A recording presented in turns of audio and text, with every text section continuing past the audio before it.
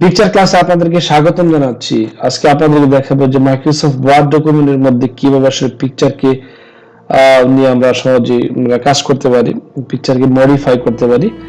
আমরা সবার সুবিধার্থে একটি মাইক্রোসফট ওয়ার্ডের সিভি ফাইল আমরা অলরেডি তৈরি করে রেখেছি।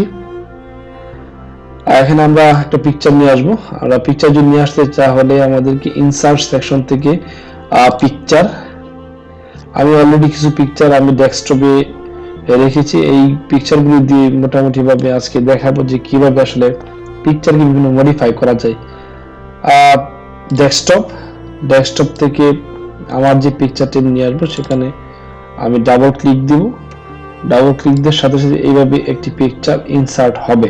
অনেক সময় পিকচারটি বড় হয়েও ইনসার্ট হয়, আবার অনেক ছোট হয়ে ইনসার্ট হয়। আমরা যদি পিকচারকে প্রথমেই আমরা যদি এই রিসাইজ করতে চাই, ডিজাইন করতে চাই, তাহলে যে বিষয়টি আমাদের মাথায় রাখতে হবে সেটি পিকচারটি আমাদের স্ক্রিনে ইনসার্ট করার সাথে সাথে আমাদের প্রথম যে কাজটি সেটা হলো যে এখান থেকে র্যাপ টেক্সট করে নিতে হবে। র্যাপ টেক্সট থেকে in front of the text, এটা করে নেওয়ার সাথে সাথে ফুল পিকচারটা শো করছে এবং এই পিকচারটা আমি যে কোনো জায়গায় আমি সহজে মুভ করতে পারছি। এখন এই পিকচারকে আমরা রিসাইজ করতে পারি, ছোট বড় করতে পারি। আমরা যদি কোনায় এভাবে ধরে আমরা যদি ছোট করি তাহলে আসলে ছোট হবে, আবার এভাবে যদি টান দিয়ে এভাবে ধরি তাহলে আসলে পিকচারটা বড় হবে। অথবা যদি আমার কোনো ধরনের সাইজ জানা থাকে, যদি আমাদের কোনো ধরনের হাইট এবং ওয়েট যদি আমার জানা থাকে, তাহলে আমি এই যে ক্রপ যে অপশন দেখতে পাচ্ছি এখান থেকে আমি আসলে হাইট এবং ওয়েটটি এখান থেকে আমি দিয়ে দিতে পারবো। যেমন 1.9 আমি একটি সাইজ এখানে দিয়ে দিলাম। দিয়ে দেওয়ার সাথে সাথে অটোমেটিকলি আমার পিকচারটি পরিবর্তন হয়েছে। আমরা আবার এই পিকচারকে বিভিন্ন পজিশনে আমরা অবস্থান করাতে পারি। আমরা জানি যে একটা পিকচারের মাইক্রোসফট ওয়ার্ডে 9টি অবস্থান আছে। যেমন আমরা পিকচারের 9টি অবস্থান আমরা অটোমেটিকলি এখানে আমরা আসলে সেট করতে পারি, আমরা বসাইতে পারি। আমরা জানি টপের 3টা সাইড আছে, টপের লেফট, মিডিল, রাইট, আবার মিডিলের লেফট, মিডিলের রাইট, আবার বটমের লেফট, বটমের মিডিল, বটমের রাইট। আমরা এই 9টি অবস্থানে আমাদের পিকচারকে অবস্থান করাইতে পারি। অথবা এর বাইরেও আমাদের এই পিকচারকে আমরা এইভাবে ধরে যে কোনো অবস্থাতে আমরা রাখতে পারি। এই ছিল আমাদের পিকচারের পজিশন। আমরা এবার দেখাচ্ছি পিকচার স্টাইল। আমরা যে পিকচার দেখতে পাচ্ছি এই পিকচারকে বিভিন্ন আমরা স্টাইল দিতে পারি, ইফেক্ট দিতে পারি, আর বিভিন্ন বর্ডার শেডো আমরা ব্যবহার করতে পারি। আমরা এখান থেকে একটি স্টাইল নিয়ে নিই। আমরা দেখতে পাবো যে পিকচারে ক্লিক দেওয়ার সাথে সাথে এখানে ফরম্যাট পিকচার নামে একটি অপশন এসেছে অটোমেটিকলি। এখান থেকে আমাদের এই পিকচারকে পরিবর্তন করতে হবে। এখন আমি এখান থেকে একটি স্টাইল নিয়ে নিই। আমি এখানে অনেক ধরনের স্টাইল আমরা দেখতে পাচ্ছি। যদি আমরা মাউসের পয়েন্টার যদি রাখি তো অটোমেটিকলি পরিবর্তন হচ্ছে। এবং এখানে যদি আমি এই ডিজাইনটি আসলে আমি স্টাইলটা নিতে চাচ্ছি, আমি আমার পিকচারের মধ্যে স্টাইলটা ব্যবহার করলাম।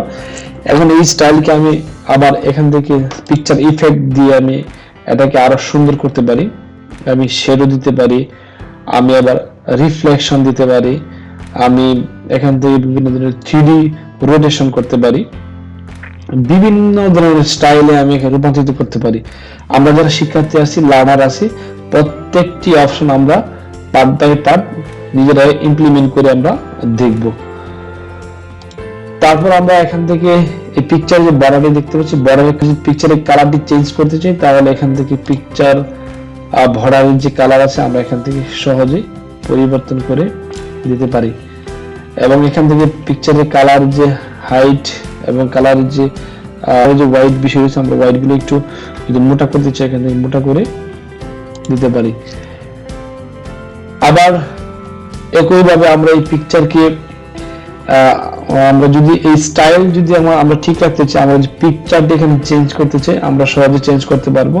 তার জন্য আমাদের যে চেঞ্জ পিকচার অপশনে যেতে হবে। চেঞ্জ পিকচার অপশন থেকে ফ্রম ফাইল থেকে ডেস্কটপ থেকে আমি আবার আরেকটি পিকচার এখানে অ্যাড করতে চাচ্ছি। দেখেন অটোমেটিকলি এই পিকচার এই ডিজাইনের ভিতরে এই পিকচারটা অটোমেটিকলি সেট হয়ে গেছে। আবার এখান থেকে আমরা আরেকটি কাজ করতে পারি, সেটি হলো যে রিসেট দিতে পারি। আমি যদি কোন যে আমি ডিজাইনগুলো করেছি, যে মডিফাই করেছি সবগুলা বাদ দিয়ে যদি আমি আগের অবস্থানে যাই, তো এখান থেকে আমি রিসেট দিলে আমার পিকচার আগের অবস্থানে চলে আসবে। আবার এখান থেকে আমি পিকচারের কালার চেঞ্জ করতে পারি। আমি চাচ্ছি যে আসলে পিকচারের একটু ব্রাইটনেস আমি বাড়াবো, তখন এখান থেকে আমি বাড়িয়ে দিতে পারি, কালার থেকে বেরিয়ে দিতে পারি। আমরা প্রত্যেকটি বিষয় এখানে অবজারভেশন করব এবং ইমপ্লিমেন্ট করব। আমরা প্রত্যেকটি কালার আমরা নিজেরা এইগুলা আমাদের কাজের ক্ষেত্রে আমরা দিয়ে দেখব। আমরা কালারের পর যে বিষয়টি দেখব সেটি হলো যে আর্টিস্ট ইফেক্ট। এখান থেকে আমরা যদি এইভাবে আসলে প্রত্যেকটা ছবির উপর ধরি, তাহলে এরকম পরিবর্তন আমরা দেখতে পারবো। আমরা এইভাবে পিকচারকে সবাই প্র্যাকটিস করে, প্রত্যেকটি অপশন ভালোভাবে প্র্যাকটিস করে আমরা এখান থেকে দেখব, তাহলে আমরা পিকচার সম্পর্কে ভালো কিছু ধারণা আমাদের থাকবে। তারপর এখানে রয়েছে যে কারেকশন। আমরা কারেকশন থেকেও আমাদের যে পিকচারের কালার ব্রাইটনেস আমরা অনেকটা এখান থেকে কমিয়ে এবং বাড়িয়ে নিতে পারি সহজে, আমাদের সুবিধা মতো আমাদের কিরকম কালার আমরা আসলে ব্যবহার করবো ছবিটা, এরকম আমরা এখানে কারেকশন থেকে নিয়ে নিতে পারি। তারপর এখানে রয়েছে রিমুভ ব্যাকগ্রাউন্ড। আমরা যদি চাই যে পিকচারের যে ব্যাকগ্রাউন্ড কালারটা রয়েছে সেটা পুরোটা রিমুভ করে ফেলবো, এখান থেকে আমরা রিমুভ করতে পারবো। আমরা দেখতে পাচ্ছি রিমুভে ক্লিক দেওয়ার সাথে সাথে এখানে কয়েকটা অপশন চলে এসেছে অটোমেটিক কিপ। আমরা যে কোন এরিয়াটুকু বাদ যাবে, আমরা যদি এখান থেকে যদি এইভাবে দেখিয়ে দিই যে এইটুকু হবে না, তাহলে এখান থেকে কিপ চেঞ্জ দিলে আমার পুরোপুরি ব্যাকগ্রাউন্ড অটোমেটিকলি পরিবর্তন হয়ে যাবে। এই ছিল মোটামুটি পিকচার নিয়ে আমাদের আলোচনা। আশা করি আপনাদের আলোচনা অনেক ভালো লেগেছে। আবার আপনাদের সাথে পরবর্তীতে আমরা ভিডিওতে কথা হবে। সে পর্যন্ত আপনারা ভালো থাকুন, অনেক বেশি বেশি প্র্যাকটিস করে আপনাদের নিজের কর্মক্ষেত্রে এগুলো ব্যবহার করুন। ধন্যবাদ সবাইকে।